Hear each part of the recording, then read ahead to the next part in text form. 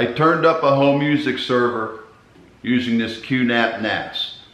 This NAS runs on Ethernet and it has HDMI cable to the preamp processor. I also have a Bluesound Node 2i DAC that needs to go into the stereo cabinet, and this too runs off of Ethernet. My goal was to get the Ethernet and analog cables off the floor, run through the attic to the stereo, but I have a problem.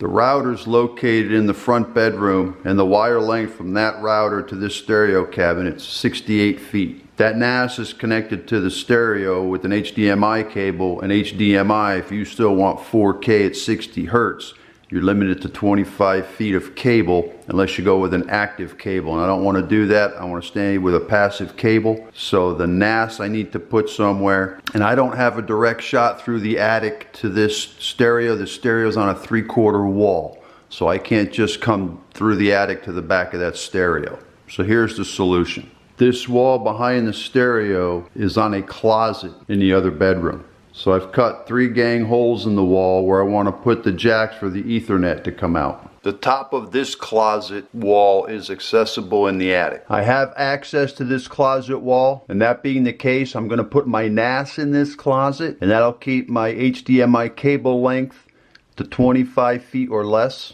So I added electric up here.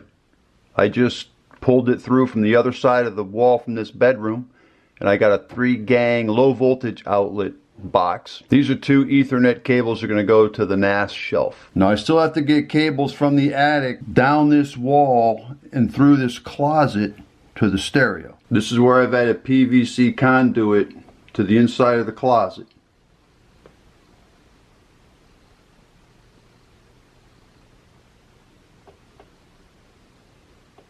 And I put LBs in 3 spots. And I cut holes in the drywall to line up with the holes in the plastic LBs.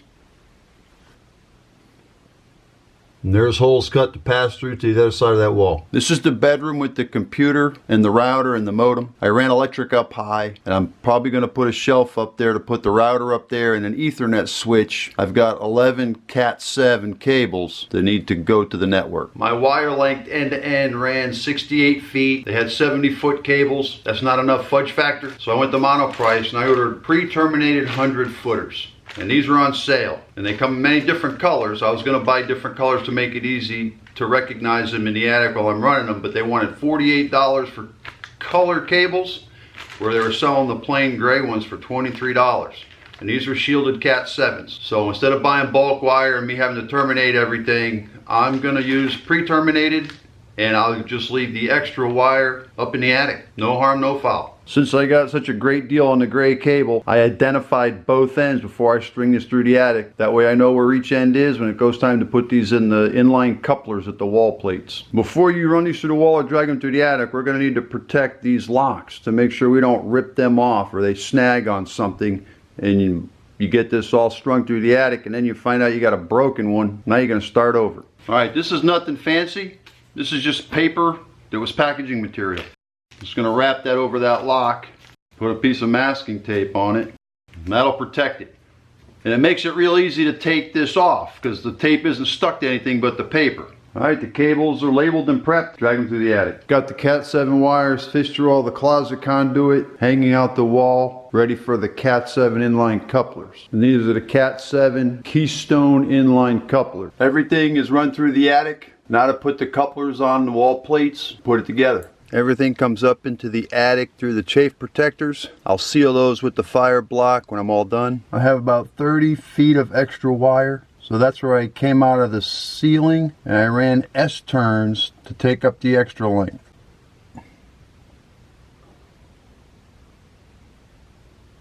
Just looped them back and then ran them to the other end of the house.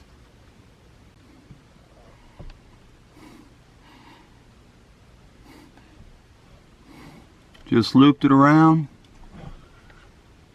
and then it runs all the way to the far side of the house along the trusses, to the other wall behind the stereo. To me, this is a lot easier to do than terminating 26 RJ45 jacks with a shield. That's what the wires look like terminated to the inline couplers. I put plastic ties so they hold that shape.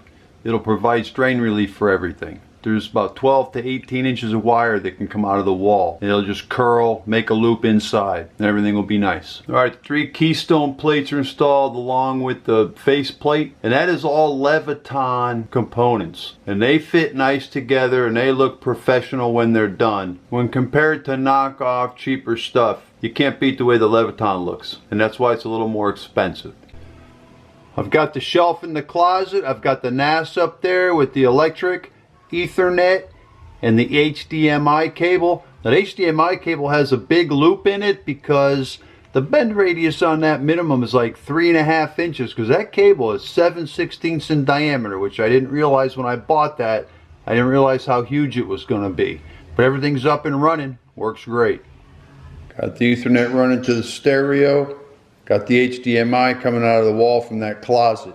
I purchased my Ethernet in-wall and my HDMI in-wall cables from Monoprice. And I bought 4K HDMI cables. And this HDMI cable is 7/16 in diameter compared to a standard cable. And look at the size of these. So this is the commercial grade. And most TVs have 4 HDMI inputs. So if you're going to run in-wall Monoprice, take into account the size of this cable, because you're probably going to need a 2 or 3 gang hole to get these things out of there. These aren't tiny, and they're beefy. And technically these are like 3.5 inch bend radius. So you're not going to come right out of your TV and crank a hard 90 and take them down. That's why I got a big loop in the closet, and I have a big loop right here behind the stereo. So times 8 bend radius is about the tightest you'll ever get. 10 is recommended, 12 is a nice easy one. But take into account a 7/16 cable and bend radius when you're going to take these out of a component and bring them to something else, because you don't want to crinkle this stuff. These cables are beefy.